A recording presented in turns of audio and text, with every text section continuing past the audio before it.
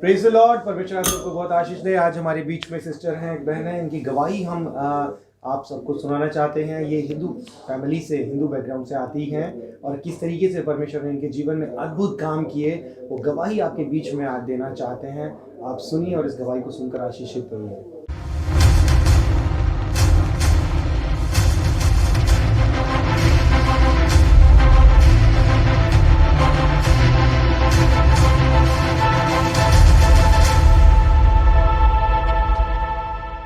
जी sister जी। मैं भैया पंडित घराने से हूँ जी। और मेरे पापा हमारे जन्म से ही बहुत पूजा पाठ होता है और इतना होता है कि हमारे घर में पूजा पाठ से इतना खाना आ जाता था पड़ोसी में से कि हम अब खाना भी नहीं बनाते थे। ब्राह्मण है आप? हाँ, ब्राह्मण फैमिली से। ब्राह्मण फैमिली से।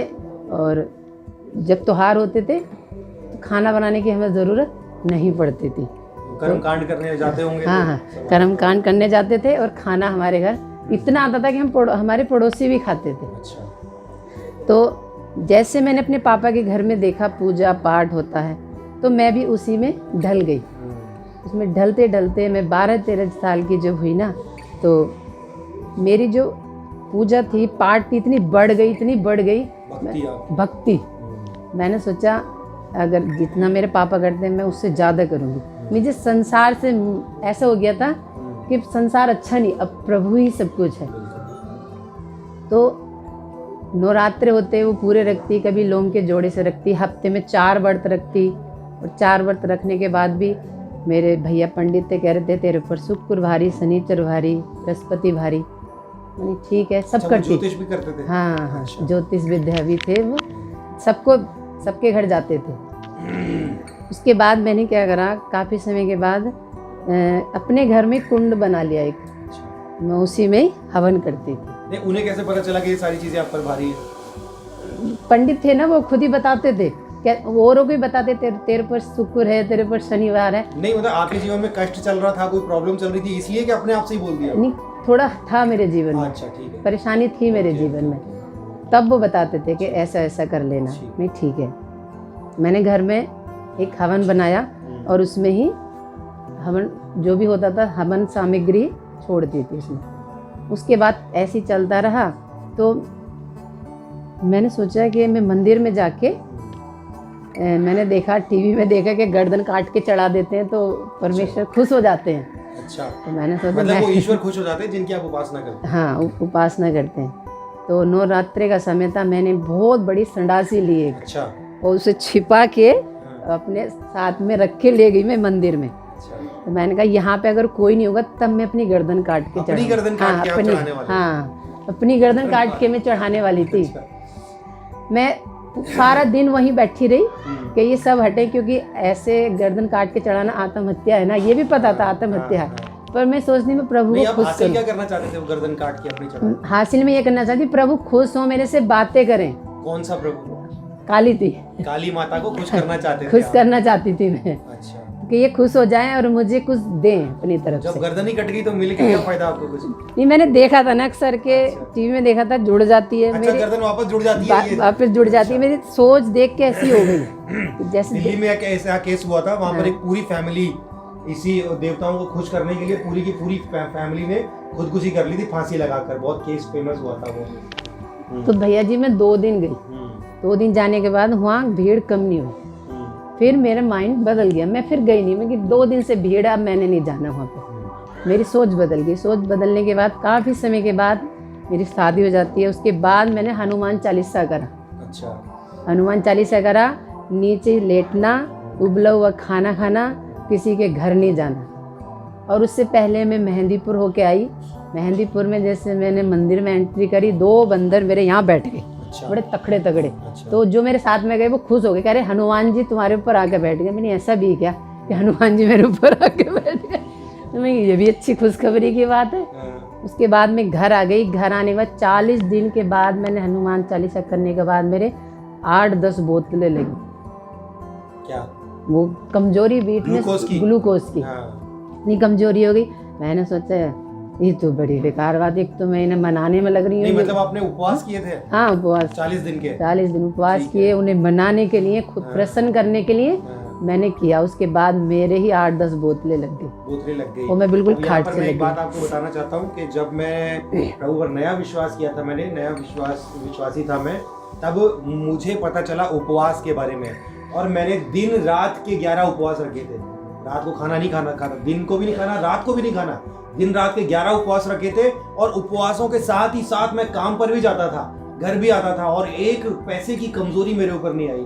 ये परमेश्वर की सामर्थ है ना। लेकिन आपको वो सामर्थ नहीं मिली जब आपने हनुमान के लिए उपवास हनुमान के लिए किया। उसके बाद शादी होने के बाद मैंने सोचा ये ऐसे खुश नहीं होंगे। दीपक में जोत रख के जलाते हैं, हाँ। तो मैं अपने हाथ पे जलाती थी। अच्छा। हाँ, मेरा हाथ जलता था, मैं कि जलने दो, खुश हो, ये खुश हो किसी तरह से। मैं तस्वीर को लेकर रोती थी, सारी तस्वीर धुल जाती थी, ना तो आवाज़ आती थी उसमें से। देखने में तो बहुत सुंदर लगती थी कि उसकी आँख भी हैं, नाक भी है, मैं कि कुछ तो बोलेगी, कुछ तो कुछ देगी। बड़ी भूख थी मेरे अंदर से, मैं प्रभु मिले, मुझे आवाज़ आए, अगर ईश्वर है, हम हैं तो ईश्वर भी होगा, हैं। ढूंढते ढूंढते ढूंढते कुछ हासिल नहीं हुआ। उसके बाद ऐसा हुआ कि मेरा जो मुझे ना इन्फेक्शन हो गया। अच्छा। मेरे बच्चेदानी में इन्फेक्शन हो गया। अच्छा। अचानक से मुझे वीकनेस आने लगी। इस टाइम तक आपकी एज कितनी थी? मेरी एज थी कम से कम 20 साल, 18-20 साल, 16 साल की तो मेरी शादी हो गई थी। अच्छा। 16 साल की मेरे पापा ने शादी कर दी थी। अच्छा। 16 साल के बाद 6-7 साल के बाद ये सब काम करने के बाद ये मुझे परेशानी हो गई। भक्ति करने के बाद इतनी भक्ति करी, मेरी भक्ति को देख के पापा कहते थे इसे ना वाइट कपड़े पहनाओ और मंदिर में बिठा लो। अच्छा। मैं मंदिर धो के आती थी सुबह 4 बजे, जाती अंधेरे अंधेरे, मंदिर धोया वहाँ पे और आ जाती थी। अब चला पापा को पता, पापा बोले ऐसे करो, इसे वहीं बिठाओ कपड़े वाइट पहना के। ये तो हमसे भी आगे निकल गई। तो मैं मंदिर धोने गई एक दिन ना, तो एक इतना बड़ा सांप ऊपर से नीचे गिरा। तो मतलब हाँ, असली सांप में दिलेर भी बहुत थी। मैंने ना उसे वो मूर्ति तो पीछे चला गया। मैंने सोचा मूर्ति हटा के देखो है क्या यहाँ वाकई में। तो वो कह रहे अरे तुझे शंकर भगवान के दर्शन हो गए, सांप गिर गया। तो बंधन में हनुमान और सांप में शंकर भगवान। तो मैं पता नहीं मूर्ति हटा के देखा मैंने, मैं कि यहाँ तो कुछ भी नहीं है। डरती नहीं थी मैं शुरू से। और हमारे घर में मेरी जो भाभी की बहन थी, उनके ऊपर जिन्न आता था। अच्छा। जिन्न आता था तो मैं ना उन्हें पकड़ के, मैं कहाँ गुजागा तू, छोड़ती नहीं थी, पूरी ताकत लगाता था जिन्न। मैं भी उसे छोड़ती नहीं, मैं भी जिद्दी थी, मैं कि तू इसे लेके नहीं जा सकता। जबकि मैं प्रभु को नहीं जानती थी, फिर भी इतनी वो रखती थी, मैं ले नहीं जा। कोई नहीं सोता था, डर के मारी भी नहीं, भाभी भी नहीं सोती थी। मैं सूंगी, देख बोला इसे कैसे परेशान करेगा ये। उसके बाद जब शादी होने के बाद मेरे गर्भ से में घाव हो गए। धीरे धीरे मैं पतंजलि से दवाई लाई। वहाँ हमारे बिजनौर के साइड में भंडावर है, वहाँ से दवाई ली, गांव की दवाई ली, पतंजलि से दवाई लाई, काशीपुर से दवाई ली, बिजनौर से दवाई ली, सब जगह से दवाई खाई मैंने। पर डॉक्टर ने ये कहा था कि ये आप कंटिन्यू दवाई तो खाते रहोगे पर आप ठीक नहीं हो। अच्छा। हाँ, और आप मेरा ब्लड बनना बंद हो गया। अच्छा। और मुझे इतनी सारी बीमारी लग गई थी, कि मैं सूख गई थी सारी। अच्छा। डॉक्टर कहता था किस चीज़ की दवाई दे मैं हम तुम्हें। अब डॉक्टर गोली तो दे सकता है ना, इस हम बता रहे हैं इसकी ये गोली, इसकी ये गोली। इतना बड़ा बैग मेरा पूरा फुल दवाइयों से। एक घंटे के बाद दुनिया खाती थी खाना, मैं खाती थी दवाई। और मेरी कंडीशन इतनी ख़राब हो गई थी कि मुझसे चलना भारी हो गया। इन सारी दवाई खा के, और मेरे बच्चे छोटे थे, मुझसे 5 मिनट नहीं बैठा जाता था कि मैं अपने बच्चों को खाना बना के भी खिला दूँ। मैं अंदर से रोती थी, मैं कि बताओ मेरे बच्चे छोटे, कौन करके खिला देंगे। ऐसे चलता रहा। और जब डॉक्टर ने कहा कि अगर हम आपका ऑपरेशन भी करेंगे ना, तो पहले आपके ब्लड चढ़ेगा और उसके बाद ऑपरेशन होगा, उसकी भी हम गारंटी नहीं लेंगे। तो मुझे मुल्ले के पास लेके गए, पंडित और भी हमसे बड़े पंडित थे, उनके पास लेके गए। यहाँ चैती के लिए प्रसाद बोल दिया, जहार दीवान का प्रसाद बोल दिया। नहीं, जितने भी मुल्ला मौलवी पंडित जितने भगवान थे सबके पास लेके गए। ऐसा कोई नहीं छोड़ा जहाँ लेके नहीं गए। पर उधर से मुझे कुछ नहीं मिल रहा था। मेरी सेहत और ज़्यादा और डाउन। मैंने इतनी भक्ति करी, इतनी श्रद्धा से करी, ईश्वर होगा, मुझे कुछ नहीं मिल रहा।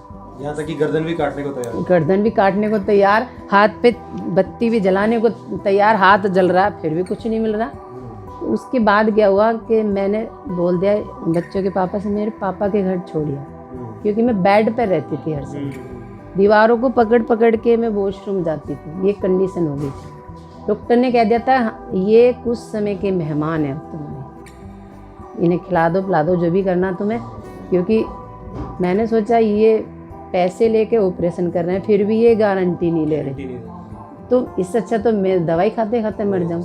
हैं, हमारे पास इतना बजट ही नहीं रहता कि हम 70-80 हज़ार जमा करते वहाँ पे, और ब्लड के लिए अलग जमा करते, 2-3 बोतलें ब्लड चढ़ता, उसके बाद मेरा कहीं ऑपरेशन होता, उसके बाद भी गारंटी नहीं, मना कर दी उन लोगों ने। मैंने कहा हमें नहीं करवाना, मुझे घर ले जाओ। घर ले जाने के बाद मैं पड़ी रहती थी, मेरी मम्मी नहीं थी, पापा थे, भाभी भैया किसी का कोई ध्यान नहीं रखता। उसके बाद मेरे घर पे मुझे ये ध्यान नहीं रहा भाई आए थे या बहन आई थी, कोई सुसमाचार लेकर आई मेरे घर, यीशु मसीह के बारे में, यीशु मसीह के बारे में मुझे बताने के लिए आई। तो उन्होंने कहा अगर आप विश्वास करोगे बहन तो आप उठ के खड़े हो जाओगे, चलने लग जाओगे।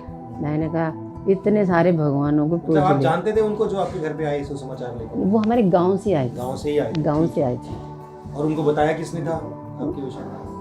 क्योंकि पड़ोस में सबको मालूम पड़ गया, मालूम पड़ गया था, देखने आते थे ना, मुझे कहते थे हाय तो खत्म, हाय मतलब हाथ पैर हल्दी से हो गए थे, जब ब्लड ही नहीं बनेगा तो वो बिल्कुल होंगे, है ही नहीं। तो उन्होंने मुझे प्रभु के बारे में बताया है कि प्रभु यीशु में, आज से प्रभु यीशु सन 2000 वर्ष पहले आए, हमारे लिए मारे गए, गाड़े गए, तीसरे दिन जी उठे, और अगर आप विश्वास करोगे तो आप बिल्कुल ठीक हो जाओगे। मैंने कहा इतने सारे भगवान थे, वो ठीक ना करते, यीशु कैसे ठीक कर लेगा। मतलब अंदर से जब हम विश्वास मर जाता ना, तो कोई कुछ भी कह के आओ ना हमारे पास, हमें विश्वास नहीं होता। मैंने बड़े मरे मन से उस पर क्या करा, विश्वास। मैंने कहा ठीक है, आप इतना किया, एक और से इतना क्या, ये होता है ना भैया कि जब हम बीमार होते ना, कोई कहेगा जब भंगी के घर का भी खा लेगा बंदा, मरता क्या ना करता, मरता क्या ना करता, कर लेगा है। और वैसे अगर हम ठीक हैं तो उसका घमंड ऊपर आसमान की तरह रहता है, क्योंकि हमारे पापा के आगे ना ये छोटी जाति वाले खड़े रहते थे। अच्छा। हाँ, हाथ जोड़ के खड़े रहते थे। मैं सोचती थी बताओ इन्हें क्या सजा मिल रही है, ये क्यों खड़े हैं। तो उस समय में उन्होंने बता के मुझे विश्वास दिला के वो नया नियम दे के मुझे चले गए कि बहन विश्वास करके पढ़ना इसे और तुम ठीक हो जाओगी, और संडे में भवन में आराधना में आना। तो मैंने कहा ठीक है, चल के देखो वहाँ पे भी क्या होगा।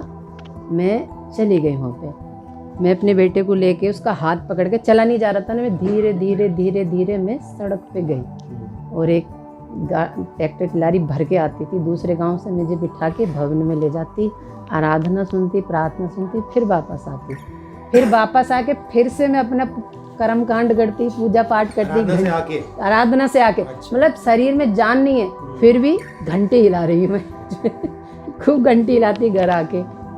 इतनी ताकत पता नहीं कहाँ से आती थी, जबकि खाट पे पड़े, न वॉशरूम जाया जा रहा, न बाहर जाया जा रहा। भवन में जाती रही, घर में आके घंटी भी लाती, क्योंकि मुझे बताने वाला कोई नहीं। जो वहाँ के पास्टर थे वो भी वचन सुनाया, अपने अपने घर जाए।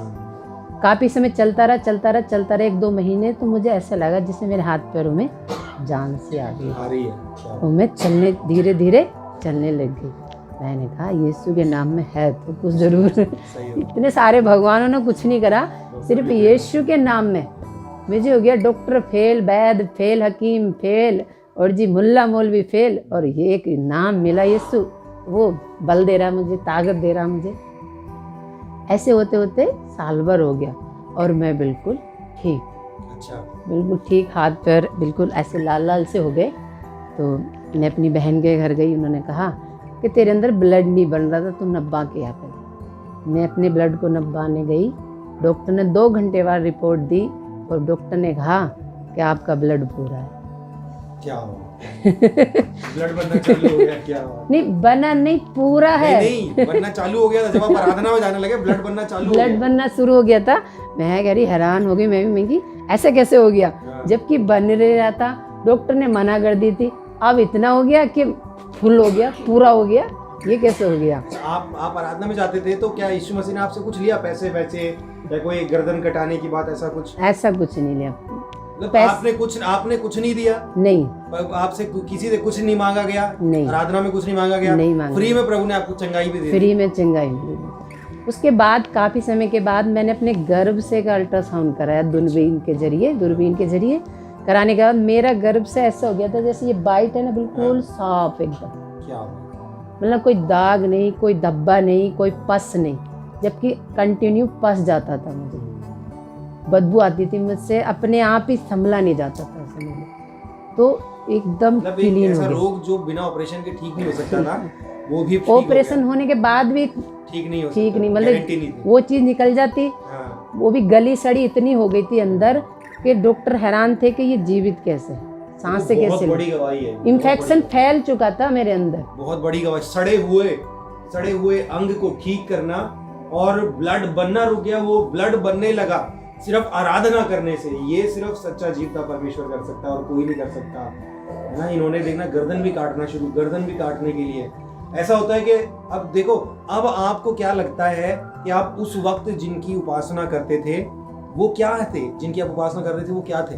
वो तो मुर्दा थे, उनमें तो सांस ही नहीं थी, आंखें थी देख नहीं सकते थे, मुंह था बोल नहीं सकते थे, कान तो सुन नहीं सकते, पैर थे चल नहीं सकते, हम ही उठा के रखते थे उन्हें, तो उठा के रख दो उन्हीं के वहीं पे। वो तो उनकी हालत तो ये थी और अब भी वही हालत है, उठा के ले जाते हैं हम लोग उन्हें। इंसानों के परमेश्वर ने जो सृष्टिकर्ता परमेश्वर है ना, उसने हम इंसानों को बनाया और हम अपने हाथों से उस ईश्वर को बनाते हैं, अपने हाथों से बना के कहते हैं कि जी ये ईश्वर है, ठीक है ना। तो इस तरह से परमेश्वर ने मुझे आशीष दी, और जब आशीष दी तो ऐसी लगन दी मुझे कि मैं जहाँ भी कहीं गई, जैसे वो सामरी स्त्री को कहा ना, तो मैं कहती देखो मुझे ठीक कर दिया प्रभु ने, मेरा ब्लड पूरा कर दिया। मगर मेरे अंदर इतनी ऐसा था कि मैं किसे बताऊं जाके, मैं पकड़ के कहती भैया मेरी गवाही सुनो, मैं ठीक हो गई, मैं बिल्कुल अच्छी हो गई, मेरा ब्लड बनना शुरू हो गया, मेरा गर्भ से ठीक हो गया। और लाखों बीमारी थी मुझे, एक थोड़ी, इतनी सारी दवाई एक बार में खाती थी मैं। इसके डॉक्टर कह रहा हमारे पास दवाई नहीं, जब भाग ले, मना कर दे, कह रहा डॉक्टर का किस चीज़ की दवाई दे मैं तुझे। तो फिर उसके बाद कोई दवाई नहीं, सारी दवाई मेरी ऐसी रखी रहेगी। परमेश्वर ने सारी दवाई से मुझे छुटकारा दिया। अब कितना टाइम हो गया आज आपको प्रभु में? ये जो कि 13 साल में परमेश्वर ने इतने चमत्कार किए कि अनलिमिटेड, जहाँ गई चमत्कार, जहाँ गए चमत्कार किया। ये तो हम सबके साथ ही है, जिनको जो प्रभु यीशु मसीह को जानते हैं उनकी गवाहियाँ इतनी बनती है ना, वो गवाहियाँ सुनाते ही 10 दिन निकल जाए। खुद मेरे जीवन में भी इतनी गवाहियाँ हैं कि अगर मैं सुनाने लगूं तो पता नहीं कितना टाइम निकल जाए। वही सिस्टर के साथ है। तो ये फर्क है एक सच्चे परमेश्वर की उपासना करने में और हाथ के बनाए हुए ईश्वर की उपासना करने में, है ना। एक जीव की गवाही हमारे बीच में है, इतनी जबरदस्त गवाही, इतनी जबरदस्त हीलिंग परमेश्वर ने इनके जीवन में की है। और आज सिस्टर की कंडीशन से जितने भी लोग गुजर रहे हैं, जिनकी कंडीशन ऐसी ही है जैसी इनकी थी, तो आपके लिए भी यही संदेश है कि आपको भी प्रभु अच्छा कर सकता है। आप उस पर विश्वास कीजिए, ठीक है। यीशु मसीह के नाम पर विश्वास करके आप उससे प्रार्थना कीजिए, वो आपकी प्रार्थनाओं को सुनेगा। और आपको कहीं जाने की जरूरत नहीं है, आपको कोई कर्मकांड करने की जरूरत नहीं है। जहां पर हो, जिस जगह पर हो, वहीं पर अपना सारे मन से, अपनी सारी शक्ति से बोलिए, प्रभु यीशु मसीह, मैं अपना जीवन आपको देता हूँ, मैं अपनी जीवन आपको देती हूँ। मुझे मेरी परेशानियों से बाहर निकालिए, मुझे मेरी बीमारियों से बाहर निकालिए। और 101% गारंटी मैं अपने मेरे जीवन के तजुर्बे से और मैं अपने आप से, मेरी तरफ से आपको गारंटी दे सकता हूँ, 101% आपको जवाब मिलेगा और आपका जीवन बदल जाएगा। और भैया खुद मेरे सामने जॉब चल के आई, अच्छा, सिक्योरिटी की जॉब खुद चल के आई, क्योंकि प्रभु को पता था अभी इसके अंदर थोड़ी सी वीकनेस है और आराम की जॉब चाहिए, आराम की जॉब चाहिए। तो खुद इससे बड़ा डॉक्टर केयर कहाँ मिलेगा। तो परमेश्वर ने खुद मेरे पास किसी को भेजा, आपको सिक्योरिटी की जॉब करनी है? हाँ, जॉब तो करनी है। अच्छा। तो तब से मैं एक क्लास भी पास नहीं, एक क्लास भी मैंने पास नहीं करी भैया। और परमेश्वर ने वचन ऐसा वो बुलवाता जैसे कि अंदर छपा हुआ है। हाँ, और सिक्योरिटी की जॉब दे दी, जैसे पढ़े लिखों को नहीं मिल रही, मुझे अनपढ़ को मिल गई। अच्छा, आपने ये बात बोली तब जाके मुझे पता चला, वरना मुझे ऐसा यकीन नहीं आता। पढ़े लिखे हो आप, अच्छे खासे पढ़े लिखे हो आप। नहीं भैया, देखने में लगती हूँ पर मैं हूँ नहीं। पर मैं अंग्रेजी पढ़ लेती हूँ, संस्कृत पढ़ लेती हूँ, बाइबल पढ़ लेती हूँ, धड़ाधड़ बिना पढ़ती हूँ, स्कूल जाए बिना स्कूल जाए। लगन थी ना मुझे। देखो परमेश्वर ही कर सकता है ये काम, सृष्टि में और कोई नहीं कर सकता है, मैं कह रहा हूँ। हाँ, उसके बाद मुझे जॉब मिल गई। जॉब मिलने के बाद मेरे पापा बोले, क्योंकि मैं मैके में रहती हूँ, अच्छा। पापा बोले ऐसे कर बेटा, भैया भाभी किसी के नहीं होते, अपने अलग काम, तो अपने रूम ले लो। हाँ, तो भैया मेरे पास कुछ नहीं था, अच्छा। एक बर्तन भी नहीं था, एक दड़ी भी नहीं थी मेरे अच्छा। पास। तब मैंने मांगा नहीं कुछ भी, मुझे मांगने की ज़रूरत ही नहीं पड़ी। मैं अपने उठा के 2-4 कपड़े और मेरे भाई ने 2-4 1-2 बर्तन दे के, दाल दे के, जा भैया तो जा अपने घर जहाँ तू रहना चाह रही।